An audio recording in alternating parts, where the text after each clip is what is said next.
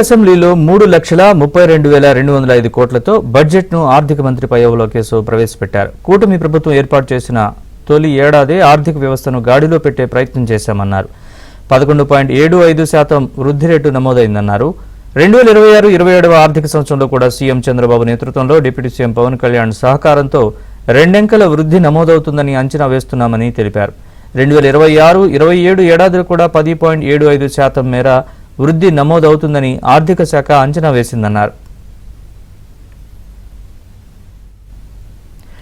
2025-26 ఏడాదిలో ప్రపంచవ్యాప్తంగా అనిశ్చిత పరిస్థితులు నెలకొన్నాయని మంత్రి పయ్యావుల కేశవ్ తెలిపారు.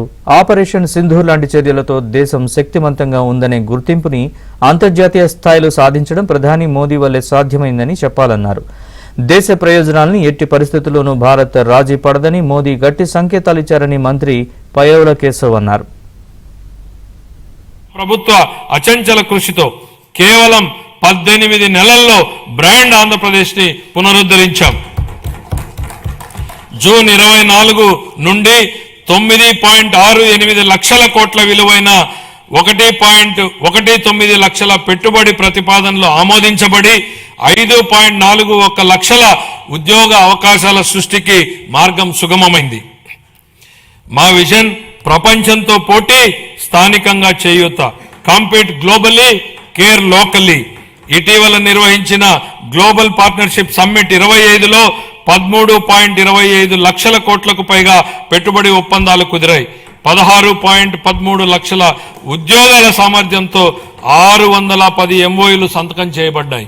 జాతీయ పోటీ మధ్య విశాఖపట్నంలో గూగుల్ సంస్థతో $15 బిలియన్ విలువైన AI ఆధారిత డేటా సెంటర్ స్థాపనకు ఒప్పందం కుదుర్చుకున్నాం.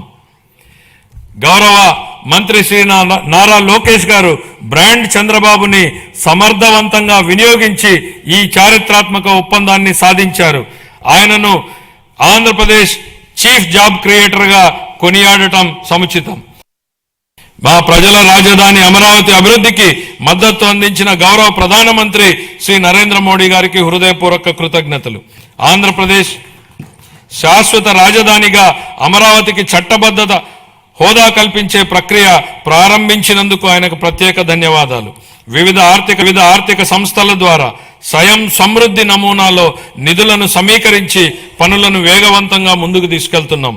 57,868 కోట్ల విలువైన 97 పనులకు పరిపాలనా అనుమతులు జారీ చేశాం. ఇది మా ప్రభుత్వం ప్రజల రాజధాని అమరావతిని నిర్మించాలనే నిబద్ధతకు స్పష్టమైన నిదర్శనం. 2026-27 ఆర్థిక సంవత్సరానికి మున్సిపల్ పరిపాలన మరియు పట్టణాభివృద్ధి శాఖకు 14,539 కోట్లను కేటాయించాలని నేను ప్రతిపాదిస్తున్నాను.